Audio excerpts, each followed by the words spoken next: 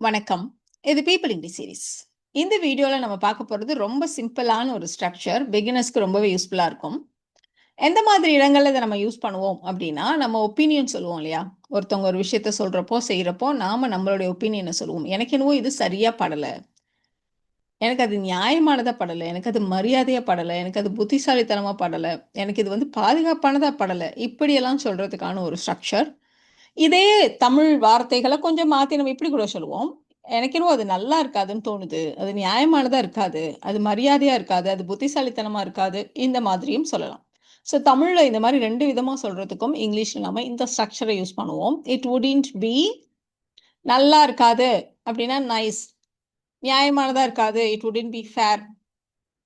சரியா இருக்காது. It wouldn't be right. பாதுகாப்பானதா இருக்காது. It wouldn't be safe. இந்த மாதிரி இந்த அட்ஜெக்டிவ நம்ம போட்டுக்க போறோம். சிச்சுவேஷனுக்கு ஏத்த மாதிரி.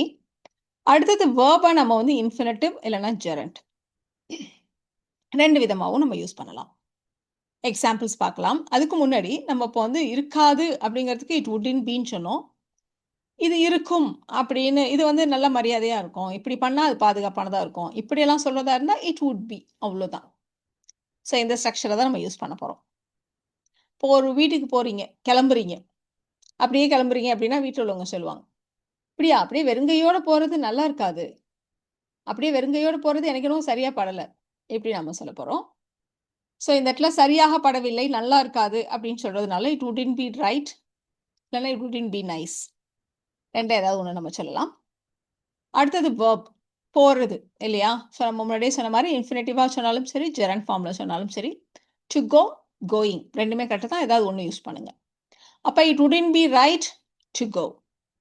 It wouldn't be right going. எப்படி போறது சரியா இருக்காது நம்ம சொன்னோம்? வெறுங்கையோட போறது. எங்க போறது? அவங்க வீட்டுக்கு. ஆஃப் கோர்ஸ் எங்க, எப்படி அப்படிதான் நம்ம சொல்லப் போறோம். ஸோ எங்க அப்படின்றத ஃபர்ஸ்ட் சொல்லிடலாம். It wouldn't be right to go to their house. அவங்க வீட்டுக்கு. To their house. எப்படி? Without buying anything. எதுவும் வாங்காம போறது. It wouldn't be right to go to their house without buying anything. அப்படி சொல்லலாம். இல்லன்னா ஜெரண்ட் ஃபார்ம்ல வச்சு சொல்லுவோம். அதே மாதிரி வெறும் கையோடன்னு இருக்கு இல்லையா? அத நம்ம எம்ப்டி ஹேண்டட் அப்படி கூட சொல்லலாம். ஸோ அப்படி நம்ம சொல்லலாமா? அப்ப it wouldn't be right going to their house empty handed. இப்படியும் சொல்லலாம். வீட்ல எல்லாரும் சோகமா இருக்கிறப்ப அப்படி ஜோக் அடிக்கிறதெல்லாம் ஒண்ணும் சரியானதா இருக்காது. இதெல்லாம் ஒண்ணும் நல்லா இருக்காது. சும்மா இரு அப்படின்னு நம்மள சொல்லுவோம். அதாவது பொருத்தமா அந்த சூழ்நிலைக்கு ஏத்த மாரி நடந்துக்கிறது. ஸோ அந்த மாதிரி இருக்காது அப்படின்னு தான் நம்ம இங்க சொல்லப் போறோம். அப்ராப்ரியேட்டா இருக்காது. பாரு இந்த மாரி இடத்துல இப்படி பண்றது ஒரு அப்ராப்ரியேட் பிஹேவியர் இல்ல அப்படின்னு சொல்லுவோம். So it wouldn't be appropriate what? To joke.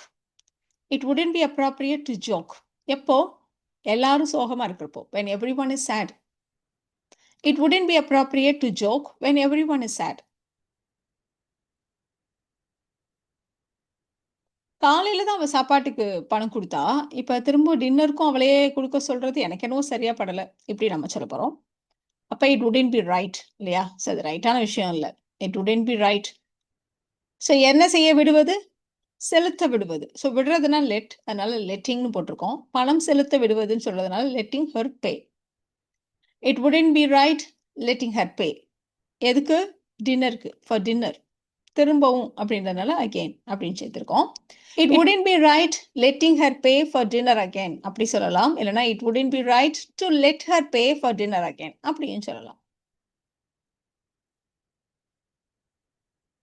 Contract ஃபுல்லா கேர்ஃபுல்லா படிக்காம சைன் போடுறது புத்திசாலித்தனமா இருக்காது. எனக்கு என்னமோ அது புத்திசாலித்தனமா தோணல. அப்படி நம்ம சொல்லப் போறோம். ஸோ அது புத்திசாலித்தனமாக இருக்காது. இட் வுடன்ட் பி புத்திசாலித்தனம்னா என்னது? வைஸ் இல்லையா? அப்ப இட் வுடன்ட் பி வைஸ். எது? கையெழுத்து போடுறது. Signing the contract. ஒப்பந்தத்துல கையெழுத்து போடுறது. Signing the contract. எப்படி? முழுமையா கேர்ஃபுல்லா படிக்காம. Without reading it carefully. It wouldn't be wise signing the contract without reading it carefully.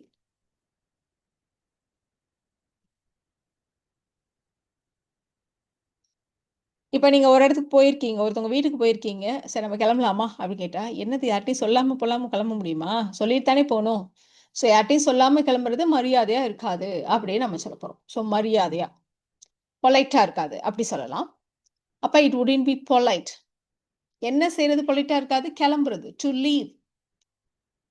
எப்படி கிளம்புறது? சொல்லாம கொள்ளாம கிளம்புறது. Without informing anyone. யார்கிட்டயும் சொல்லாம கிளம்புறது. It wouldn't be polite to leave without informing anyone. It wouldn't be polite to leave without informing anyone.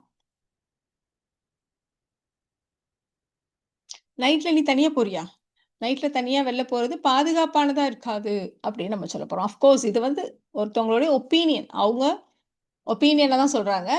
அப்ப it wouldn't B நம்ம அப்பதான் சொல்றோம். ஸோ ஒரு விஷயம் உண்மை அப்படின்னு நம்ம பேசல. ஒருத்தவங்களோட ஒப்பீனியனை சொல்றப்ப அதை வந்து ஒரு ஹைப்போதெட்டிக்கலா தான் நம்ம கன்சிடர் பண்ணுவோம். அதனால தான் நம்ம வில்லுன்னு யூஸ் பண்ணாம ஓன்ட்னு யூஸ் பண்ணாம வுடன்ட்னு யூஸ் பண்ணிட்டு இருக்கோம். அதை நீங்க நோட் பண்ணலாம். சாதாரணமா நிறைய பேர் இந்த இடங்கள்ல ஓன்ட்னு சொல்லுவாங்க. It won't be right, it won't be wise அப்படி சொல்லுவாங்க. பட் இதெல்லாம் நம்மளுடைய தனிப்பட்ட ஒப்பீனியன். இது வந்து ஹைப்போதெட்டிக்கல் தான். அதனால நம்ம இட் வுடன்ட்னு தான் நம்ம சொல்லணும். அப்ப இட் வுடன்ட் பி சேஃப். பாதுகாப்பானதா இருக்காது. It wouldn't be safe. எது போறது? To go. It wouldn't be safe to go alone at night. Nightல. It wouldn't be safe to go out alone at night. உன்னோட பணத்தை மொத்தமா ஒரே இடத்துல முதலீடு பண்றதுன்றது ரொம்ப முட்டாள்தனம். அது ஒரு பெரிய முட்டாள்தனம் அப்படின்னு நம்ம சொல்ல போறோம். ஸோ பண்றது முட்டாள்தனம் அப்படின்னு சொல்லியிருக்கோம் இல்லையா? அப்போ வந்து இட் வுடன்ட் பி அப்படின்னு சொல்றதை விட இட் வுட் பி தான் கரெக்டா இருக்கும் இந்த இடத்துல. அப்படி செய்வது முட்டாள்தனம் அப்படின்றது நெகட்டிவா இல்லை. அப்ப இட் வுட் பி ஃபூலிஷ். என்ன செய்வது? இன்வெஸ்ட் பண்றது. To invest. உன்னோட பணம் மொத்தத்தையும் all your money in one place.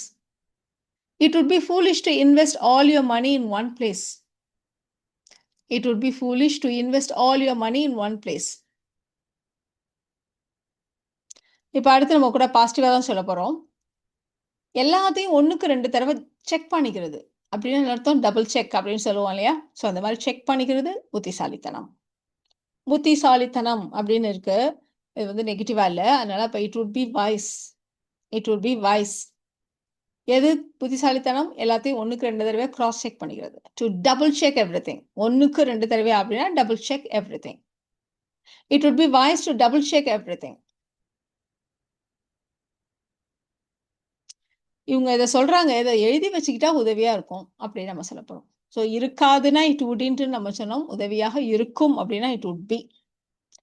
It would be உதவியாகனா ஹெல்ப்ஃபுல் இல்லையா? அப்ப இட் வுட் பி ஹெல்ப்ஃபுல். எப்படி பண்ணிக்கிறது ஹெல்ப்ஃபுல்லா இருக்கும்? எழுதி வைத்துக் கொள்வது. To write it down. இதை எழுதி வைத்துக் கொள்வது. To write it down. To write this down எப்படி வேணா சொல்லலாம். It would be helpful to write this down. சின்ன விஷயத்துக்காக வாதம் பண்றது ரொம்ப முட்டாள்தனமா இருக்கும் அப்படின்னு நம்ம சொல்ல போறோம். ஸோ இருக்காதுன்னா இட் வுடன்ட் பி. இருக்கும் அப்படின்னா இட் வுட் பி.